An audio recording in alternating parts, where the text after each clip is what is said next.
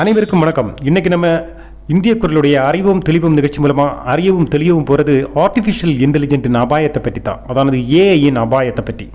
உலகத்தினுடைய முதல் பணக்காரன் என்று சொல்லக்கூடியவர், ஸ்பேஸ் எக்ஸின் ஓனர் அப்படின்னு சொல்லக்கூடியவர், மட்டுமல்ல ஸ்டார்லிங்க் என்ற நிறுவனத்தின் ஓனர் என்று சொல்லப்படுகின்ற பல வகைகளில் பல்முனை திறமையும் பன்முனை அறிவுகளும் எல்லாம் உடைய ஒரு நபராக இன்று உலக அளவில் கருதப்படுகிற ஒரு நபர் தான் எலான் மஸ்க். இவர் ஒரு பேட்டியில் சொல்கிறாரு, ஆர்டிஃபிஷியல் இன்டெலிஜென்ட் என்கிறது அணு ஆயுதத்தை விட பயங்கரமானது. அதாவது உலகத்திலேயே மிக மிக பயப்பட வேண்டியது ஒன்று எதுன்னு கேட்டால் ஆர்டிஃபிஷியல் இன்டெலிஜென்ட் என்கிறாரு. இதில் இவர் சொல்கிறதில் இவர் சொல்லும்போது அதை மிகவும் கவனத்துக்குரியதாக மாறுறதுக்கு காரணம் என்னென்னா, இந்த உலக அளவில் ஆர்டிஃபிஷியல் இன்டெலிஜென்ட்டோட டெவலப்புக்காக இல்லைன்னா அதை பற்றிய கண்டுபிடித்தம், அதை பற்றிய டெவலப்மெண்ட்டுகளுக்கு எல்லாமே அதிக முதலீடு செய்திருக்கிற ஒரு நபர் யாருன்னு கேட்டாலும் இவர் தான்.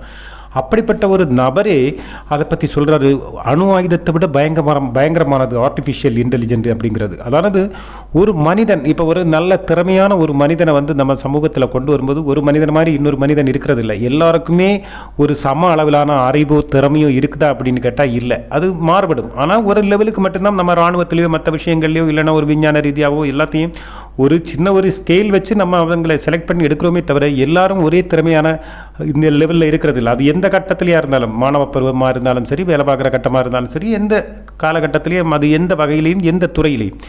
ஆனால் இந்த ஆர்டிஃபிஷியல் இன்டெலிஜென்ட் அப்படி இல்லை. நம்ம இப்போ ஒரு திறமையான மனிதன் ஒரு ஆர்டிஃபிஷியல் இன்டெலிஜென்ட்டை கண்டுபிடிக்கிறாருன்னு வைங்க, அந்த திறமையான மனிதனுடைய ஒரு மிக அற்புதமான அவருடைய திறமையில் விளைகிற ஒரு ஆர்டிஃபிஷியல் இன்டெலிஜென்ட்டில் உருவாக்கின ஒரு ரோபோட்டு அந்த திறமையான ஒரு ரோபோட்டாக செயல்படும். அதில் எந்த ஏற்ற குறைச்சல்களும் இருக்காது. அப்படிப்பட்ட ஆயிரக்கணக்கான ரோபோட்டுகள் உருவாக வாய்ப்பு இருக்குது. இனி இதை விடையெல்லாம் ஒரு பயங்கரமான ஒரு விஷயம் என்னென்னா, பல திறமையான விஞ்ஞானிகள் சேர்ந்து ஒரு ஆர்டிஃபிஷியல் இன்டெலிஜென்ட், அதானது ஒரு ரோபோட்டை கண்டுபிடிக்கும் போது தான் இது பயங்கரமான பின்விளைவை தர்ற மாதிரி இருக்கும். அதானது எப்படின்னா, ஒரு அறிவாளி இல்லைன்னு ஒரு திறமையானவனே ஒரு நம்ம சாதாரண மனிதர்கள் எதிர்கொள்ளும் போது அவங்களால சம்டைமில் அவங்கள சீட்டிங் பண்ண முடியுது, இல்லைன்னா அவங்களால எதிர்க்க முடியுது. அப்படி பல விஷயங்கள் ஒரு தனிநபரால் ஒரு சமூகத்தையோ ஒரு சொசைட்டியோ பல பிரச்சனைகளுக்கு உள்ளாக்க முடியுது. அவனுடைய திறமையாக இருக்கலாம். அந்த திறமையை அவன் நல்ல வழியில் பயன்படுத்துகிறானா தீய வழியில் பயன்படுத்துகிறாராங்கிறது அவருடைய திறமையை பொறுத்தது. ஆனால் அப்படி ஒரு திறமையான பல நபர்கள் சேர்ந்து இல்லைன்னா பல விஞ்ஞானிகள் சேர்ந்து ஒரு திறமையான கம்ப்யூட்டர் உருவாக்கும் போது அதில் உள்ள இந்த 5 இல்லைன்னா 6 விஞ்ஞானிகள் சேர்ந்து உருவாக்குறாங்கன்னு வச்சுக்கோங்க. இந்த திறமைகள் எல்லாம் இந்த 5-6 பேருடைய மிக உச்சபட்சமான திறமைகள் எல்லாம் சேர்ந்து உருவானதாக தான் இருக்கும் என்னது இந்த ஒரு ராபர்ட். அப்போ இந்த ஒரு ராபர்ட்டுக்கு இந்த 5-6 பேருடைய திறமை அடங்கியிருக்கும். இப்படி இதை அப்படியே ஃபாலோ பண்ணி நூற்றுக்கணக்கான அல்லது ஆயிரக்கணக்கான ராபர்ட்டுகளை நம்ம உருவாக்கி விட்டோம்னா மனிதனுக்கு அங்கே பின்ன என்ன வேலை இருக்குது? இது அப்போது ஒரு மனிதனுக்கு ஒரு மனிதனுடைய திறமை அளவுக்கும் செய்யும். அது மனிதனை தாண்டிய பல வேலைகளையும் செய்யும், மனிதன் செய்ய முடியாத வேலைகளையும் செய்யும். இப்போ நீங்கள் ரஜினிகாந்தோட எந்திரன் படம் பார்த்துருப்பீங்கன்னு நினைக்கிறோம். அப்போ எந்திரன் படத்தில் ஒரு புத்தகத்தை படிக்கிறதுக்கு ஒரு ராபர்ட்டுக்கு எவ்வளோ நேரம் வருது? டிங் அப்படின்னு எடுத்ததுமே ஒரு 2 நிமிஷத்தில் அந்த புத்தகத்தில் இருக்கிற எல்லாமே அவங்க ஸ்டோர் பண்ணியாச்சு.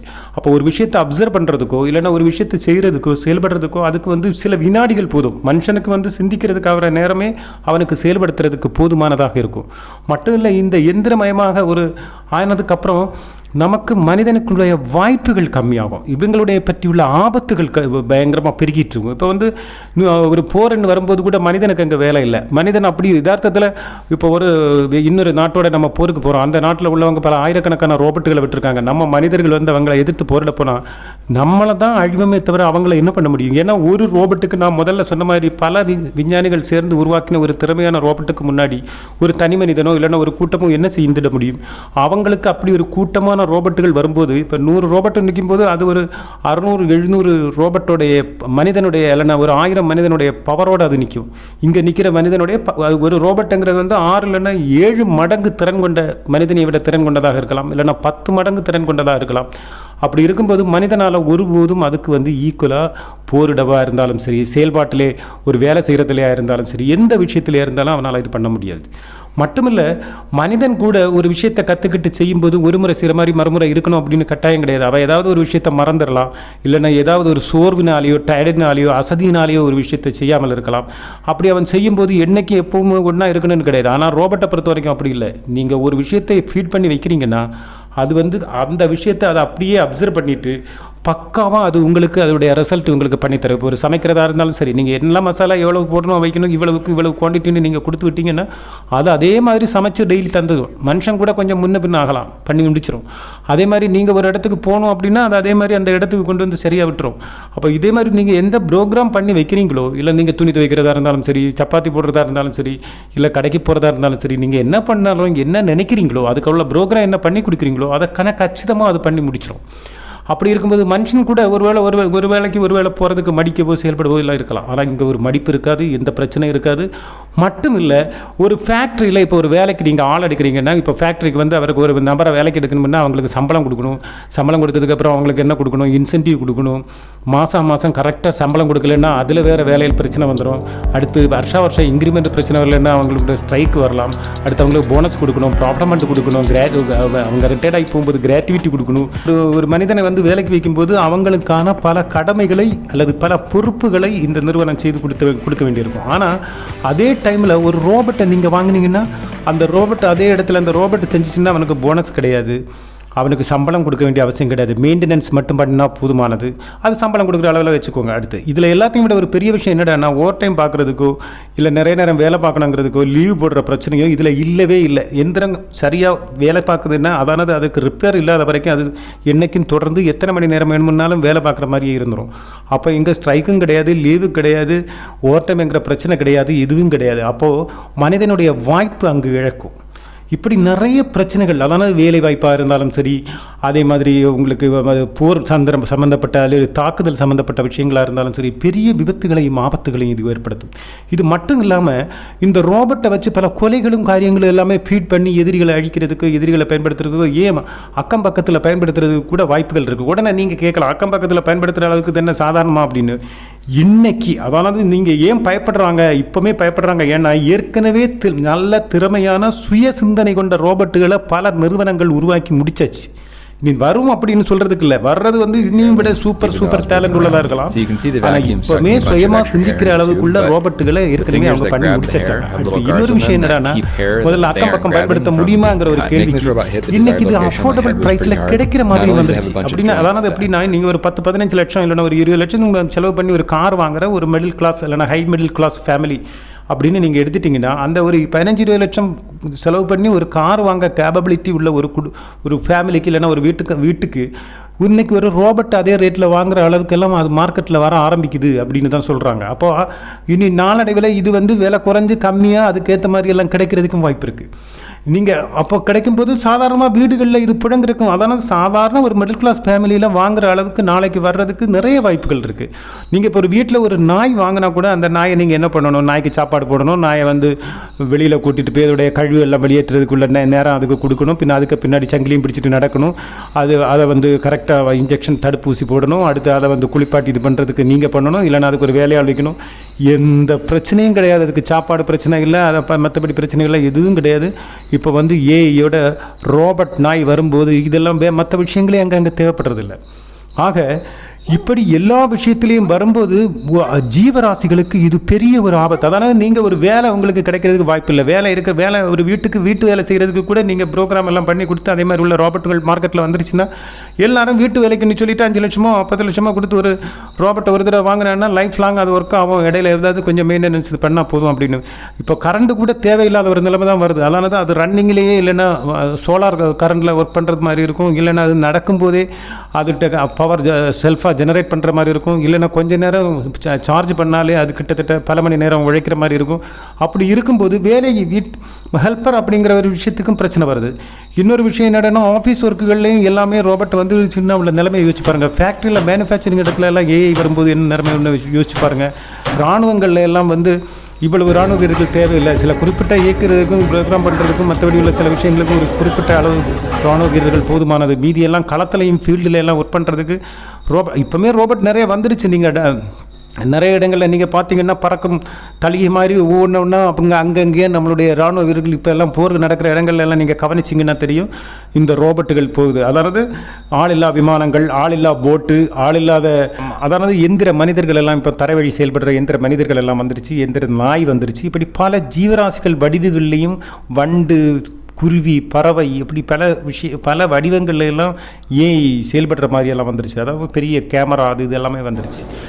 ஏன் இப்போ பார்த்தீங்கன்னா மனிதனையும் எந்திரத்தையும் பிரித்து தெரியாத அளவுக்கு மிக ஸ்கின் டைப்பில் நல்லாவே ப்ரொடக்ட் பண்ணி அதை வெளியில் கொண்டு வந்து இப்போ வந்து நீங்கள் பார்த்தீங்கன்னா தெரியும். இப்போ கூகுளில் எல்லாம் நீங்கள் போய் ஏஐ ரோபோட்டு, ஹியூமனாய்டு ரோபோட்டுகள் அப்படின்னு சொல்லி நீங்கள் அடித்து பார்த்தீங்கன்னா மனித வடிவிலான ரோபோட்டுகள் எல்லாம் சர்வசாதாரணமாக கிடைக்கிறது.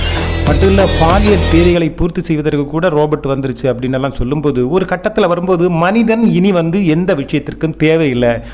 மனிதனுக்கு உயிர் வாழ்கிறதுக்கு மற்ற எந்திரங்களோ ரோபோட்டுகளோ மற்றபடி எல்லாத்துடைய உதவிகளும் தேவை. ஆனால் மனிதனே எவருக்கும் தேவையில்லைங்கிற ஒரு நிலைமை வரும். இதில் ஒரு பெரிய விஷயம் என்னடான்னா, ஒரு கட்டத்தில் வரும்போது மற்றவங்களுக்கு வேலை வாய்ப்புகள் இருக்காது. மற்றபடி இல்லை, ரோபோட்டுகளால் வர்ற ஆபத்துகள் ஜாஸ்தியாக இருக்கும், கொலை குற்றங்கள் எல்லாம் பெரிய ஜாஸ்தியாக இருக்கும். அப்படியெல்லாம் வரும்போது இதில் சந்தோஷமாக மகிழ்ச்சியாக வாழ்கிறது யாருன்னு கேட்டால், இந்த ஏஐ ஆர்டிஃபிஷியல் இன்டெலிஜென்ட்டை உருவாக்குற சில ஒரு குறிப்பிட்ட அளவு சதவீத மக்கள் மட்டும் சந்தோஷமாக இருப்பாங்க. அதை வந்து மார்க்கெட்டிங் பண்ணுற மாதிரியோ இல்லைன்னா அதை உற்பத்தி பண்ணுற மாதிரியோ அதனால் வர்ற வருமானங்களோ அப்படி இப்படின்னு சந்தோஷமாக இருப்பாங்க.